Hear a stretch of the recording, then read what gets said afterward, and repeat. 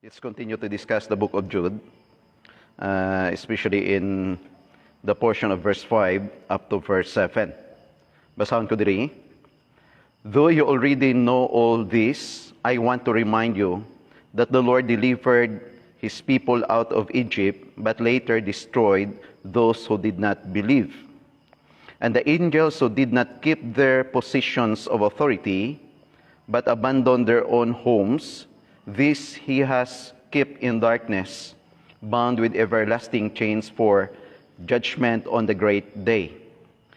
In a similar way, Sodom and Gomorrah and the surrounding towns gave themselves up to sexual immorality and perversion. They serve as an example of those who suffer the punishment of eternal fire. So tonight, diri kita mag-focus sa pila ka mga bagay nga main parts na atong discussion in the book of Jude. And again, let's pray. Nagakalipay kami sa sing matahom nga gabi, Lord, nga ginhatag nimo sa amon. Makapadayon kami sa pagtuon sang imo pulong kag sa sing dinalan sa balang kasulatan nga na-record sa book of Jude. We acknowledge you, O God, nga amo ang center sang sining nga pagpanimbaho namon sa sining gabi. I-guide kami kag grant sa amon ang enough nga wisdom nga maintindihan namon Ginoo ang mensahe nga luyag nimo ipaabot sa tunga namon sining gabi. Salamat gid kay ginatugyan ko sa imong tanan sa ngalan ni Jesus. Amen. Okay, so again, sort of background. We continue to discuss the book of Jude, known as the book which keep the record about apostasy. Kaya based on our discussion for several times, nakita naton diri nga God hates apostates. Kag magsiling kita sa tinaga nga apostates or apostasy, or the word apostates, it refers to a person nga nakadangat kag nakaibalo sang kamatuoran. But sa pag-abot sang tion gintalikdan niya, no? So again dumdumon tagid nga ang apostate person, he is not a Christian. He is unbeliever. But remember, not all unbelievers called apostates. So meaning to say, pwede ang isa ka tao mag-appear as a religious person, mag-take over sang leadership sa church, or any spiritual activities nga pwede niya. But the truth is, wala sa santutuod niya conversion. Now, so previous we discussed about the life of the status of the angels. And sang last pagid gintulok naton ang first example of the gina-record diri known as the example of God's judgment or punishment of eternal fire. So ginmention niya diri ang tatlo ka area or tatlo ka great illustration or example of the punishment that Jude quoted. Number 1, known as the Hebrew people, no, ara dira. Link sa verse 5, though you already know all this, I want to remind you that the Lord delivered His people out of Egypt, but later destroyed those who did not believe. No? Why? So He delivered His own people from the bondage of Egypt, but later on, He destroyed them. Why? Tungod ining mga tawo nga ginpakitaan sa Dios ang agahom, sang iya milagro, sang iya provision, sang iya protection, sang tanan-tanan nga mga bagay nga ginhimo sang Dios, at the end of the day sa ila kabuhi, hindi sila magpati kung anong ginhimo sang Dios. No? So, amuning nagkalatabo, kasing sa Bible, God delivered them out from Egypt, but later He destroyed them. No? Because they disobeyed God, they rejected God, and they don't believe in God. So another example, ginsight naton last time, known as the story of the angels recorded in verse 6. And the angels who did not keep their positions of authority, but abandoned their own home, this He has kept in darkness, bound with everlasting chains for judgment on the great day. Now, gintulok naton, based on our discussion last time, nga the history of the angels, kung diin sila nagalalin, kag kung anong ginimo nila, nga sila ni Jude, they abandoned their own home. In other words, may ara nga lugar nga gin-designed ang Ginoo sa ila sa langit, kag hindi sila nangin kontento kung anong gin-provide sang Ginoo. So, nag-unite sila, they rebelled against God by the power kag decision ni Lucifer, And that's the point nga sa diin gintapok sila diri, no? Kag there are two kinds of angel, may ara nga or demons actually, ini silang ginatuwag naton those bounded nga ara sa kadadalman sang duta, kung diin man na sila nga location, kag ang mga gina-consider demons nga ari naga-work sa kalibutan, no? So amo nang describe actually in the book of Ephesians chapter 2. The spirits that is now working in the sons of disobedience. No? So amo nang description niya. Kag nakita naton based on the book of Genesis chapter 6, nga ini sila nga mga angels nagsuklob sa lawas ng tao, no, ginaktawag sila the sons of God. No, hindi kita mag-contradict ang mind naton sa book of Romans chapter 8 nga ang believers ginatawag nga sons of God. But in Genesis chapter 6, sons of God referring to angels. That is supported in the book of Job chapter 1, Job chapter 2, ara dira, sons of God or the fallen angels. So ang ginhimo nila, during the time of Noah, nakita nila ang mga kabanakan sang tao, no? Beautiful children of men, no? Gagin consider dira in Genesis chapter 6. So ining sons of God, ginpangasawa nila, kag naging consider nga nakabata sila sang mga klase sang tao nga perti ka mabakod kag wala sa may makaperde sa ila. No, kag amo na ginatawag naton nga isa sa mga reason actually nga gin-destroy sang Ginoo ang kalibutan through floods, hindi tungod nga ang mga tao nagpalangasawa, but because may ginatawag, may ara nga bag-o nga breeding, half-breed demons and half human. Kaya mo nang gina-record dira, kag hindi gusto ang Dios nga magpabilin ini. Now, ang isa sa mga bagay nga tuluko naton, nakita man naton last Friday, nga when Jesus was hung on that cross, his body died. Lawas siya napatay.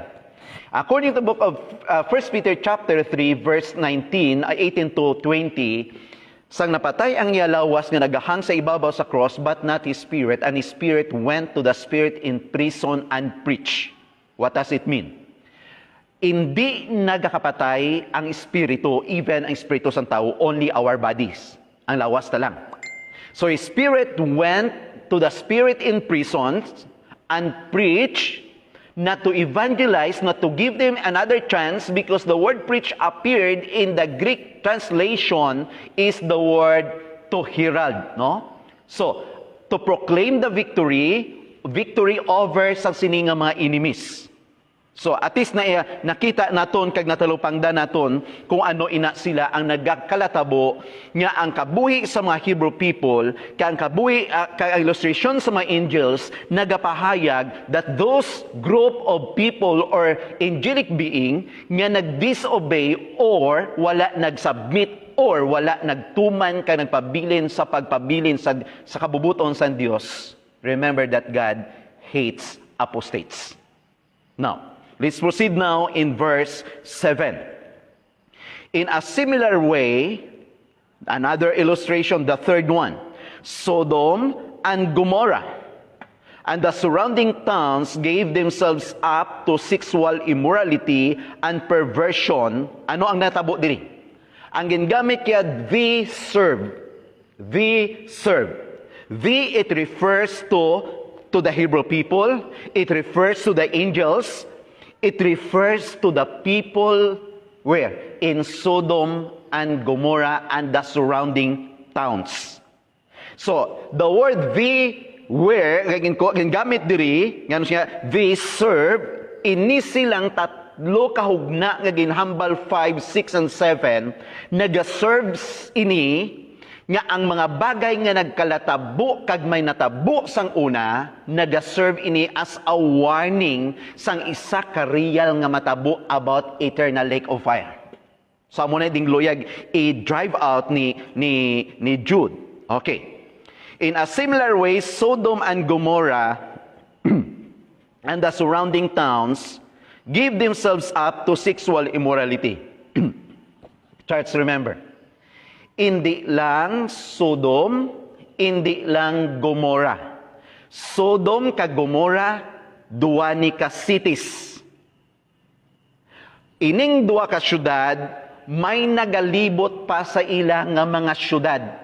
Kag kung ano ang ara nga ginapraktis ang Sodom kag Gomora, nagakapraktis naman sang mga ara sa gwa sining syudad sang Sodoma kag Gomora nga ginahambal surrounding cities or surrounding towns. Nga ara dira. Nangin affected ini sila because of the sins of Sodom and Gomorrah nga nangin part kag nangin isa ka klase sang sala which is nga ginakaugtan sang Dios nga nangin habit or practices na sang mga tao during the time. Now, para maintindihan naton, because ang Bible klaro nga naga-keep sang record, now let's turn our attention in the book of Genesis chapter 19. Okay, let's start reading verse 1. The two angels arrived at Sodom in the evening. Lot was sitting in the gateway of the city. When he saw them, sino yung na-refer niya sa nakita ang dua ka angels, he got up to meet them and bowed down with his face to the ground. Number 2, or verse 2. Excuse me. My lords, he said, please turn aside in your servant's house.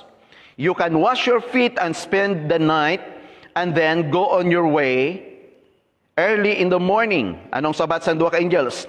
No, they answered, we will spend the night in the square. 3.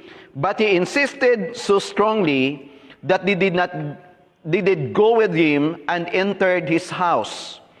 Job prepared a meal for them and baking bread without yeast, and they ate. Before they had gone to bed, all the men from every part of the city of Sodom, both men and old, surrounded the house. Now, aring senaryo. While sitting sa sina nga portion, nakita in a distance ni Lot nga may duwa nga nagalakat. Kung ano man ang working sang Ginoo nga silat naka-identify nga ang duwa nga nagalakat hindi taga Sodom o hindi man taga Gomora. But one thing nga na-recognize ni Lot nga ang duwa nga nagalakat known as the angels of God. So gintinguaan ni Lot nga ma-invite sila nga makastay sa ilang nga balay kag mapakaon sila tungod I believe nga sila kabalo siya kung ano ka dangerous ang place called Sodom. Kaya ang mga tao dito both old and young do mga ido galaway. Galaway hindi tungod sa pagkaon, galaway tungod sa bag-o nga lawas nga makita nila. And one thing nga diri ma-observe naton, the angels in the form of men, hindi nila posible na ibaluan kung ano ang ara nga real nga sitwasyon sang personalidad sa mga tao dira because angels is not like God, only God knows everything. God knows our mind, God knows our heart, God knows our thoughts, everything about us, and the things that mahanabo in the future, He knows about everything, but not the angels. So ini silat, he invited them, nag-ask silat nga dali kamo din sa akong balay because kabalugid silat nga dangerous sa part nila nga nagalakat sila or ara sila sa gwa sa sina nga lugar kapin pa kung na-identify ka nga lalaki. No, grabe ang description diri. But ari pagid ang manotice naton before we proceed sa pila nga mga bagay. Ano ginimo ni Lot? So, posible kay ang invitation niyo matiluan ng matiil, kung ano man nga way da, kung gintagaan niya tubig, o kung we do not know. But ang point amo ni, sila't nag-bake siya sang pagkaon, or masing naton diri, panyapon, no? Pagkaon, tinapay, no? Baking bread, nga wala sang libadura. Now, anong ginambal sang verse 3? And they ate. Nagkaon sila. Now, one thing nga amazing amuni, ang angels gali gakaon. Nagkakaon sila, no? Nagkaon sila. Why? Because they have a human body. Nagsuklob sila. That's why, church, hindi kita matingala nga ang gintandog nato nagligad, yadtong mga angels nga pakasala in Genesis chapter 6 sa time ni Noah. Amuto sila ang mga fallen angels nga nagsuklob sa lawas ng tao kag nagpangasawa sa kabataan ng tao. In this case, the two angels angels from the Lord, nagsuklob sang lawas sang tawo, naglakat nga kasubong sang tawo, kag nagkaon nga kasubong man sang tawo. No? So, what is the difference between two? In Genesis chapter 6, ang word nga gin-record in the book of Jude, the words strange flesh. In other words, hindi sila pareho nga specie. No? Hindi sila pareho nga klase. Meaning, kung ikaw babayi, ako lalaki, pareho kita nga specie, tao kita. Kung ikaw anghel, ako tao, hindi kita pareho. Kung ang anghel magpakiglawas sa tao, that is strange flesh, hindi pareho.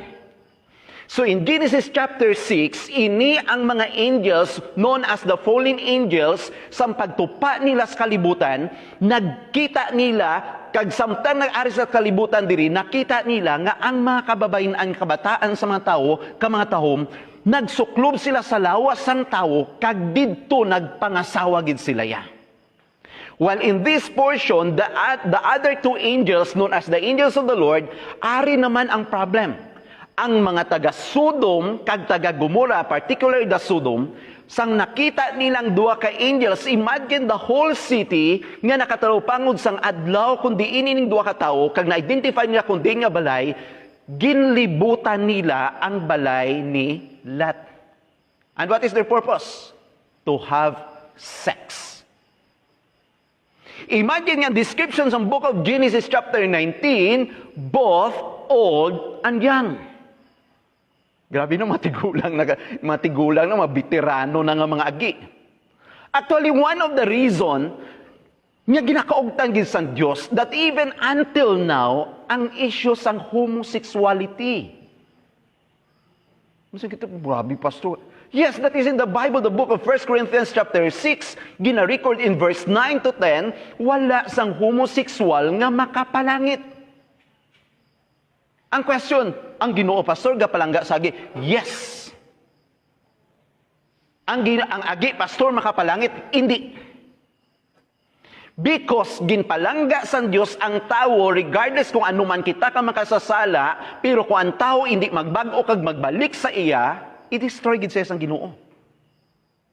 So in other words, take note, ang sala kag ang practice sa Sodom, grabe, makita ta subong nga common man na sa nga practice sa aton panag-on, that is the issue of homosexuality. Pag ginhambal mo ini sa person which is makonsider naton homosexual, because the word sodomites, it refers to the person known as homosexual. Pag ginhambal mo ini sa tao, kaugtan ka sang tao, kontrahon ka sang tao, but in the Bible, ginadaglag ina sang Dios nga klase sang tao. Kag masakit na. Masakit na nga may utod ka, masakit na nga may parinti ka, masakit na nga may abyan ka nga agi, masakit na. Nga hambalan nga mapa-imperno sila, pero kung ang Bible maghambal, amo nang matabo, kon hindi sila magbago kag maginulsol balik sa Ginoo. Ang pamangkot diri, ini bala ang Sodom ang Gomora, wala sang ginaway masinaton nga inosente sila sang kamatuoran? No. Because the book of Romans chapter 1 verse 20, take note that verse. Wala sang tao nga ignorante, wala sang tao nga inosente, kag wala sang tao nga pwede ma-excuse sa judgment. Because tanan nga tao makahibalo kag nakahibalo nga may Dios. Di pastor, wala man to sila ginwalihan. Pastor, wala man sang may nag-abot dito nga preaching of the word of God. God's creation, ano nga ba diri? Okay, tanaw naton. Romans 1 verse 20, para may gamay kita nga background sa ginadescribe sining aton nga ginatun-an verse 20 nga wala sang excuse bisan ato ka pas kadadalman sang duta. Okay, verse 20. For since the creation of the world, God's invisible qualities, His eternal power and His divine nature have been clearly seen, being understood from what He has been made, so that men are without excuse. Nataw ka man sa ibabaw sang Alaska, kag wala man to may nagdala sang wali sa imo kay way man to internet, utod, that's not an excuse.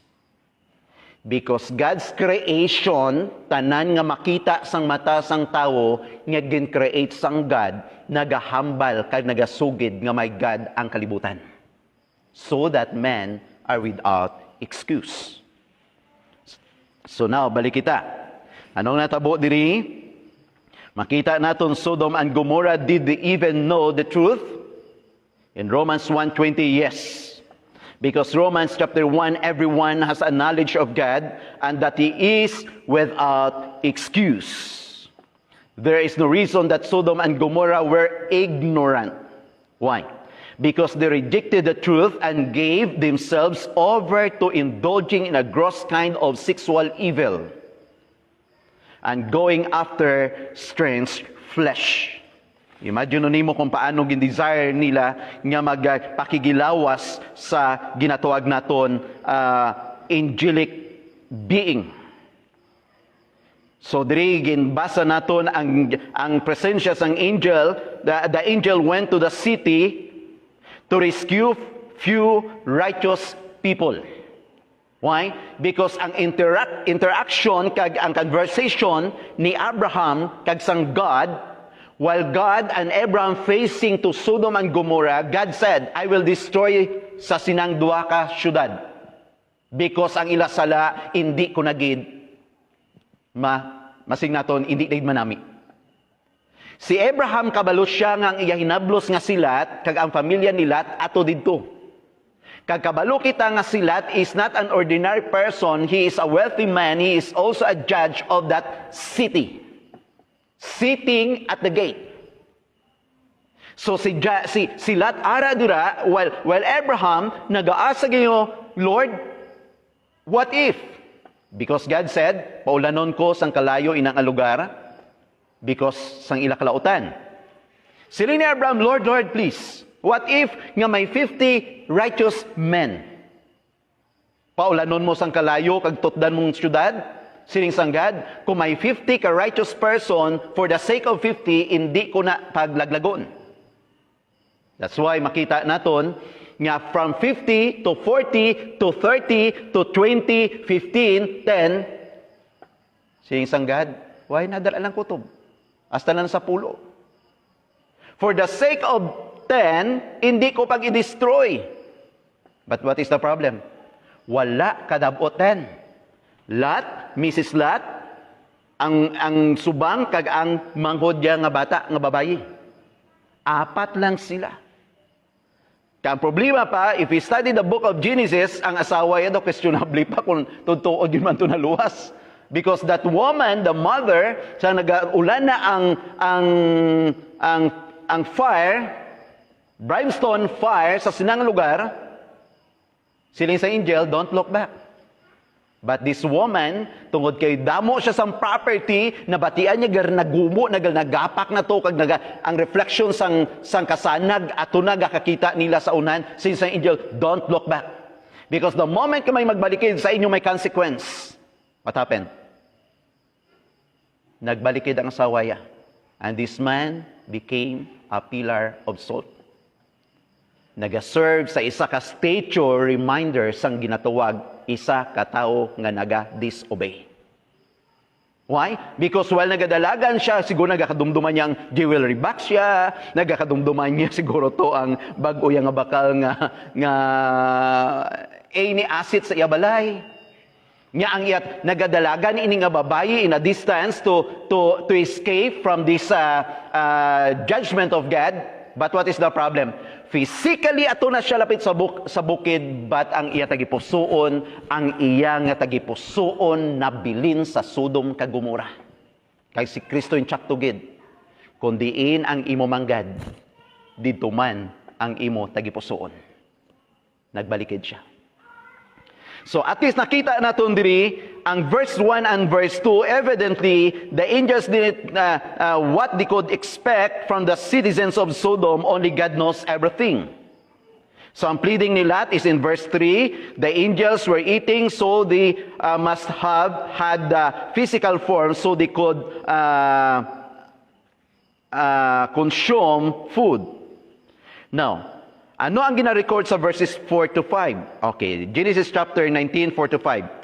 Before they had gone to bed, all the men from every part of the city. Grabe nga description. Tanaw ba sa verse ginabasa ta.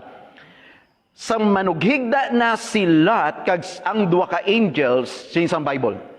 All the men from every part of the city of Sodom, both young and old, surrounded the house. No, do may bypass operations. May bypass operation na. Imagine na bala, tanan nga lalaki. Hindi man to tanan nga lalaki. Tanan nga lalakwi. No? Homosexual tanan. Balo ka, in the ancient times, ginapractice ang ginatawag bisexual. What does it mean? Pwede ka kagamit babae, pwede ka kagamit lalaki. Kung sa mga electrician, ano ganang tawag sa ito? AC, DC. Pwede man sa battery, pwede man sa kuryente. Samo ng problem da. So all men from different parts of the city surrounded the house. Kaya nung ginambal diri. Okay. Verse 5. They called to Lot, Lot, where are the men who came to you tonight? Bring them out to us, that we can have sex with them. Medyo namang mag-isa sila kalibo, pulihan nilang dua ka lalaki. Dua ka angels. Why man to sila kabalong angels to? No? So grabe ang wickedness ng portray in this portion of the scripture. Okay. Siling ni Lot sa verse 6. Lot went outside to meet them and shut the door behind him and said, no, my friends, don't do these wicked things. Look, I have 2 daughters who have never slept with a man. Let me bring them out to you, and you can do what you like with them, but don't do anything to these men, for they have come under the protection of my roof. Church, daw nabudlayan kung maintindi. Kung ano nga tradisyon ang ilang gina-practice ang una, nga ang imo visitors, kaya mo i-preserve kag i-protect in the expense of the life of your 2 children.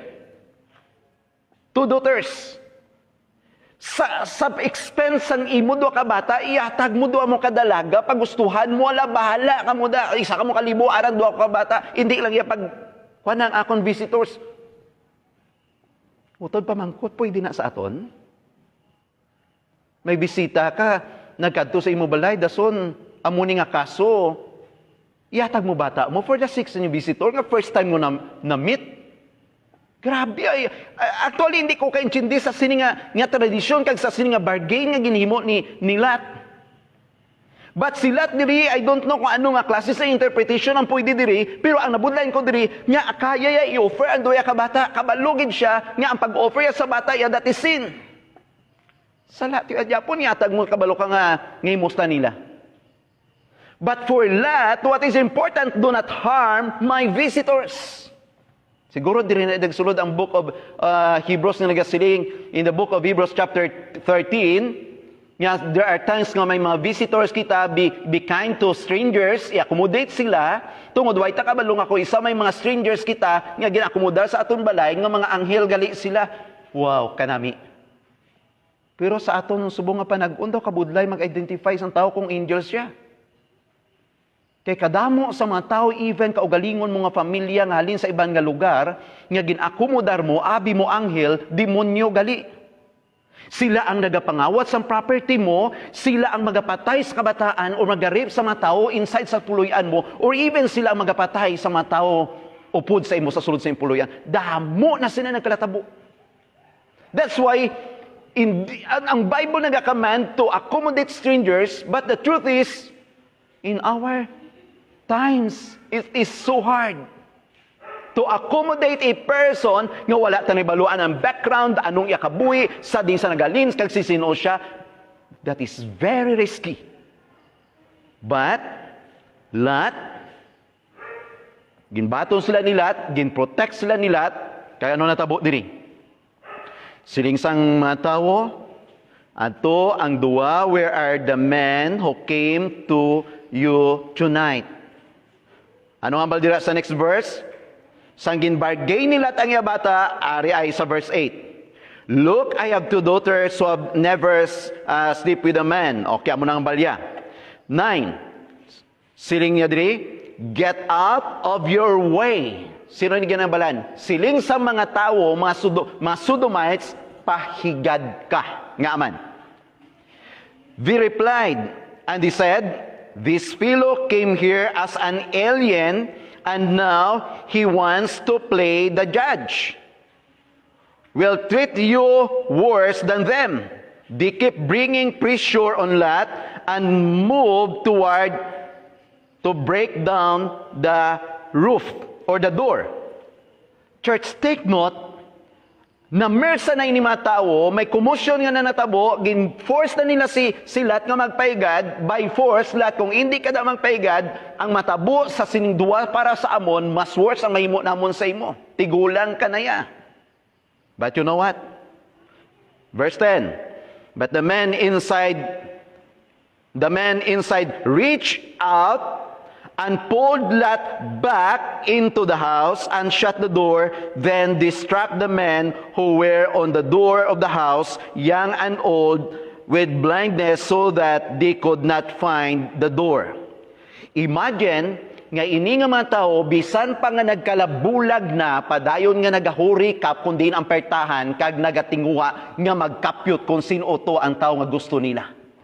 Grabe nga manifestation sang isa ka wicked heart sa sining mga tao.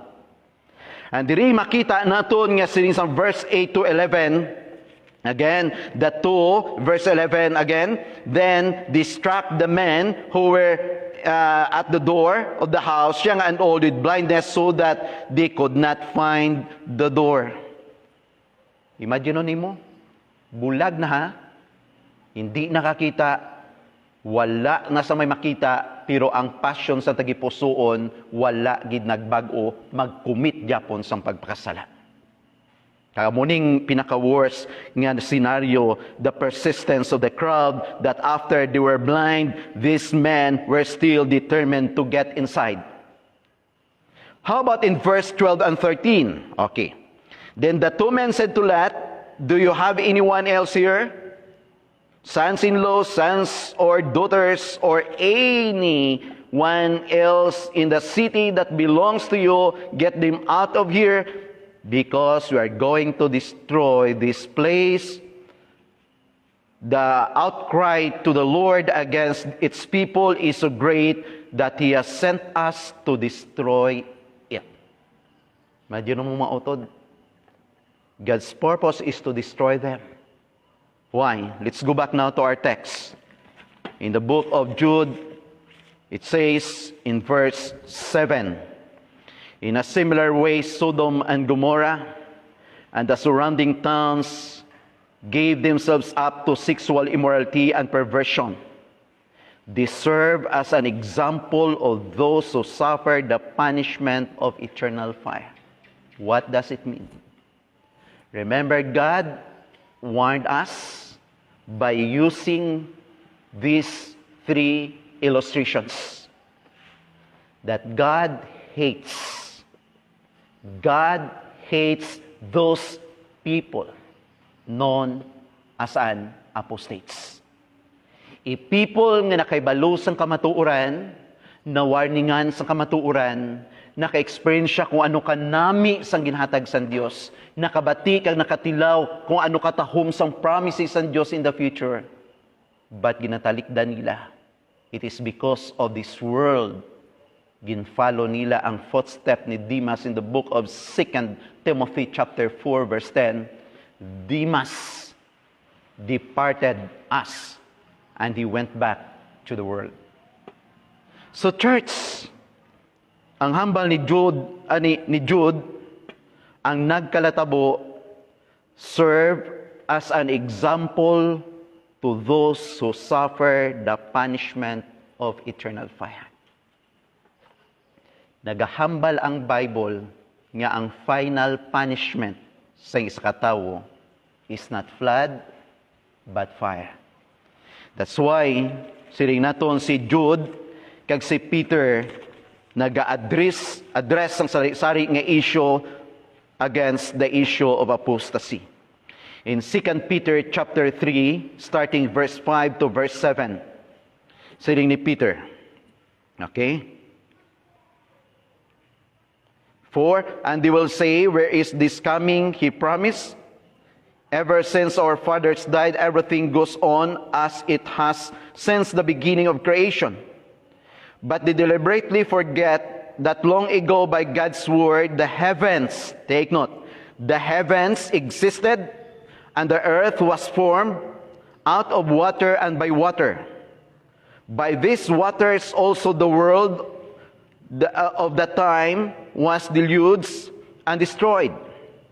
By the same word, the present heavens and earth are reserved for fire, being kept for the day of judgment and destruction of the ungodly. Meaning to say, kung may natabo nga flood, nga gindestroy san Dios ang kalibutan because sang kalautan san tao during the time of Noah. In the same word, nga gingamit ang flood to destroy the earth, in the same word, verse 7, the same word, God will destroy the heavens and the earth through fire. Kagining kalibutan, the reason why God destroyed this world through fire, it is because that's part of the punishment for the ungodly people. And tonight, this is a warning for us. It is also a reminder for us.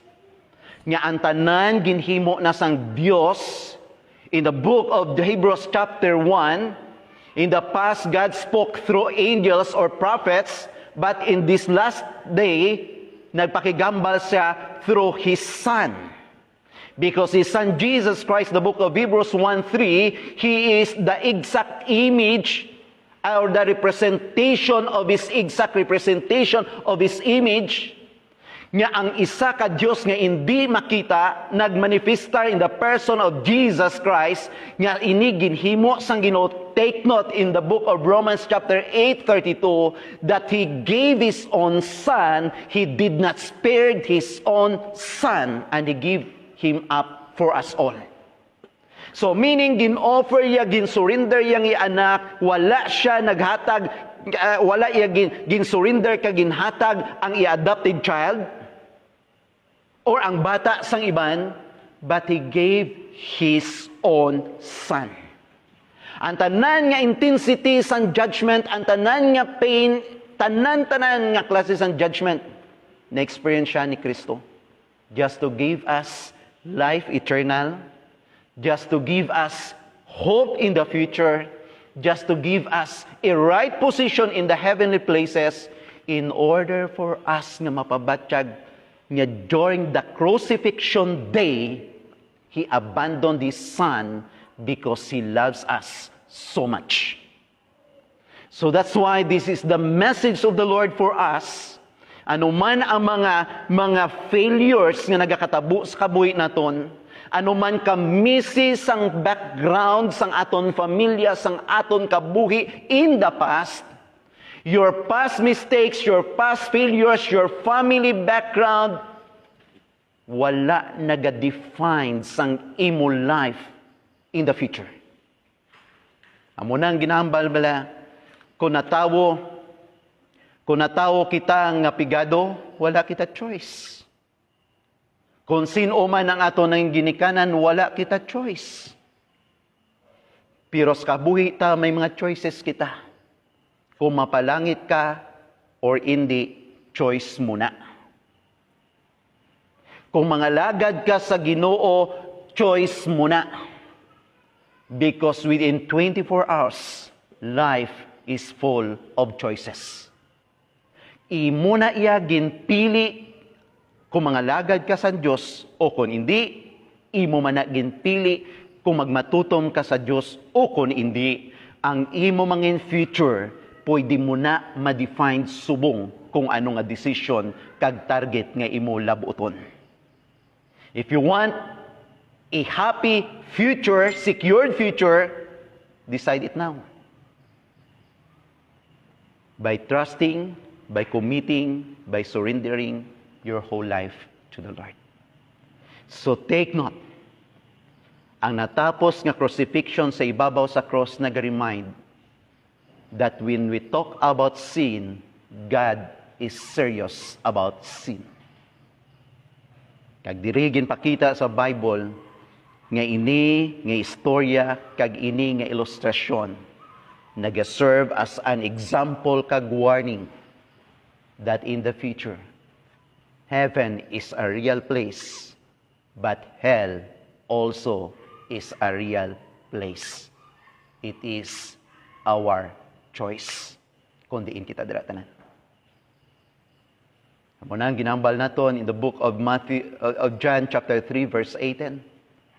Nga ang tao nag-reject sa Ginoo, nag-reject sa Son, they don't believe or accept Christ, utod kung ang tao madistino sa impyerno hindi tungod nga sala sa Dios, ina tungod nga gin-reject siya sang tawo kag ginpili ang kalaglagan. So this is a challenge for us believers in the Lord Jesus Christ. We are now still experiencing sa kabuhis ning panag-on which is full of uncertainties. We are now living in this time known as very dangerous times. 20 years from now, 30 years, 50 years, church, remember, this world are reserved in order to be destroyed by fire. But always remember, you and me, as the people or the children of God, we are destined to eternity in the kingdom of God someday. That's why, sabi ni Paul in the book of Philippians chapter 3 verse 20, our citizenship is in heaven and we are looking, we are longing, we are expecting for the coming of our Savior. So be faithful. Continue to serve the Lord faithfully. Let us pray. Lord God, madamo gid nga salamat sa sining nga gabi, salamat sang imo katutom, salamat sang imo mensaheng ginpaabot sa amon, salamat sang sining libro ni Jude nga nagahatag sa amon sang isa ka mataw nga pagtulunan, kag sang isa ka warning nga natabo sa kabuhi sa makatawhan Sodom and Gomorrah and the surrounding cities, O God. Ngayon sila Ginoo, wala sila nagpili or even wala nila gintulok ang maayo para sa ila kag ang kamaturan. But for tonight, Father, thank you for reminding us, and I pray nga ang imo balaang Espiritu padayon nga maga-work sa amon, magabulig sa amon, kag magatudlo sa amon, nga magpabiling nga minatudon sa pagpangalagad sa imo. Again, thank you, and we honor you. We bring back the glory that belongs only to your Son, Jesus Christ. And this is my humble prayer. Amen and amen. Again, thank you very much. The Lord continue to bless us. To God all be the glory.